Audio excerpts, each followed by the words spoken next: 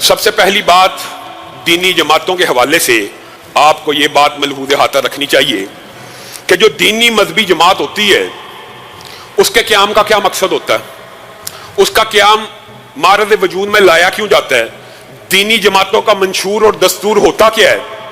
دینی جماعتوں کا بنیادی طور پہ ایک ہی منشور اور ایک ہی دستور ہوتا ہے، وہ اقامت دین ہے، وہ دین الہی کی سربلندی ہے، وہ وطن عزیز میں اسلامی نظام کی جد و جہد ہے، وہ وطن عزیز میں قرآن و سنت کے نظام کو غالب کرنے کی جد و جہد ہے۔ دینی جماعت کا اس کے علاوہ کوئی مقصد نہیں ہوتا۔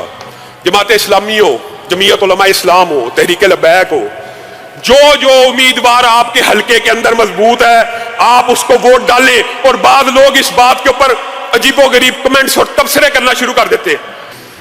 میں ان کو بھی یہ بات کہنا چاہتا ہوں کہ دینی جماعتوں کی اگر سیاست کرنی ہے، میں نے اور ابتسام بھائی نے تو غیر مشروط طور کے اوپر یہ قربانی دی ہے کسی خاص وجہ سے کہ مستقبل کا سینیریو شاید ہماری سوچ فکر پروموٹ ہو۔ اس وقت جو ملک کے حالات ہیں نا، اللہ کی قسم تاریخ شاہد اور گواہ ہے، آج مذہبی جماعتوں کے لیے سب سے بڑا راستہ کھل چکا ہے۔ اگر آج بھی مذہبی جماعتیں ایک نہ ہوئیں اور انہوں نے دین کی نفاذ اسلام کی تحریک کو نہ چلایا تو کل کبھی آج تک ایسا ہوا کہ ایک ہی ٹرنیور میں دو سیاسی پارٹیوں کا جنازہ نکلا ہو۔ پہلے لوگ ایک سے تنگ تھے، اب دوسری سے بھی تنگ آ گئے۔ اگر ابھی بھی آپ رستہ صاف نہیں کرتے، اور میں یہاں پہ ذہنوں کو اور دلوں کو بھی فراخ کرنے کا دینی جماعتوں سے مطالبہ کرنا چاہتا ہوں۔ یہ کیا بات ہوئی؟ دینی جماعتوں کی سیاست تو کرنی ہے لیکن کرنی سولو فلائٹ ہے۔ چلو تحریک لبیک کا تو پہلا تجربہ ہے، جذباتی ہیں، جوش میں ہیں، یہ بار بار الیکشن لڑ کے انسان کی عقل ٹھکانے میں آ جاتی ہے، بڑا جوش۔ لیکن جماعت اسلامی تو تجربے کار جماعت ہے۔ جماعت اسلامی نے تو کئی الیکشن لڑ لی ہے، کیا انہوں نے بھی سولو فلائٹ کرنی ہے؟ آپ سولو فلائٹ کرتے رہے، میں تمام دینی جماعتوں کا تو کرتے رہے، ہر الیکشن میں آپ کے ووٹ کم ہوں گے، بڑھیں گے نہیں۔ بالفرض یہ جو جذباتی نوجوان ہوتے ہیں، یہ جنرل دمنی کو چھوڑے جنرل الیکشن کے اندر بھی، مثال دے رہا ہوں مثال سمجھانے کے لیے، تحریک لبیک والے اول تو بڑا مشکل ہے، سولو فلائٹ کر کے کوئی الیکشن نہیں جیت سکتی دینی جماعت۔ اگر مثال دے رہا ہوں 2 سیٹیں جیت بھی جائے گی تو کون سا مارکا انقلاب بپا ہو جائے گا؟ کیا رسول اللہ کا دین 2 سیٹوں سے تخت پہ آ جائے گا؟ ایسا کبھی نہیں ہوگا۔ اگر آپ ساری دینی جماعتیں مل جائیں گی تو پھر آپ 25-30 پنجاب سے بھی سیٹیں حاصل کرنے کی پوزیشن میں ہوں گے اور حقیقی محتسب کا کردار ادا کر سکیں گے۔ 25-30 سیٹیں ایسی ضرور ہوتی ہیں جو کسی بھی غیر آئینی، غیر اسلامی کسی بھی قانون کے اندر تبدیلی کرنے کی جسارت کو روک سکتی ہیں۔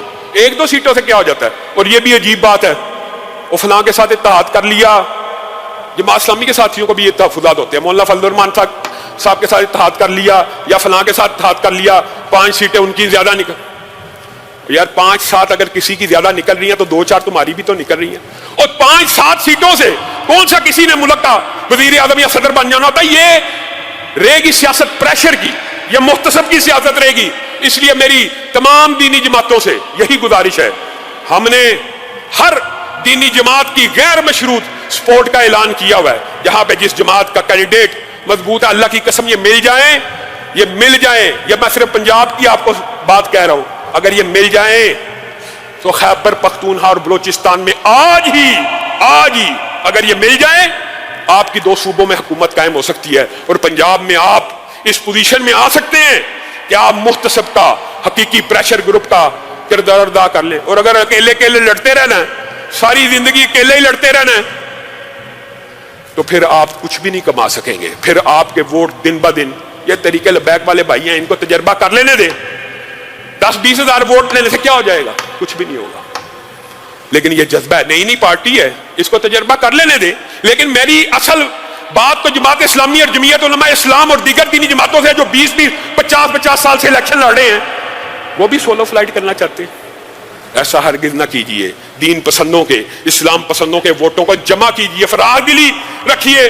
5 اگر دوسری پارٹی جیت جائے گی تو 3 تو بھی جیت جائے گا، 10 اگر دوسری پارٹی جیت جائے گی 4 تیری بھی ہو جائیں گی، نہ 10 والا تیرے پہ غالب آ کے تجھے تحس نحس نہیں کر سکتا۔